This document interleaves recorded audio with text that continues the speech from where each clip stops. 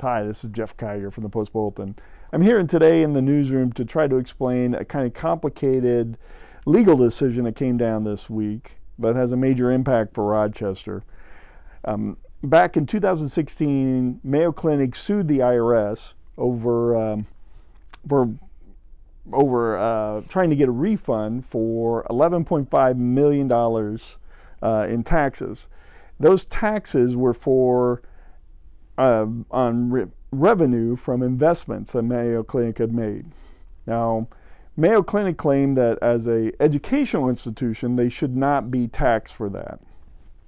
The IRS said Mayo Clinic is not primarily an educational institution, though they did concede that it is, in addition to being medical, it is also an educational institution. So that's what this whole case turned out on, whether IRS, or whether Mayo Clinic, is an educational institution primarily or a medical institution primarily. In the end, a ruling came down Tuesday. The judge ruled that it didn't matter. That ruled that the regulation, the U.S. Treasury regulation that the IRS was citing to make this judgment of primary, that it has to be primarily one thing or another, they said that didn't apply, that it was too ambiguous, it didn't actually work.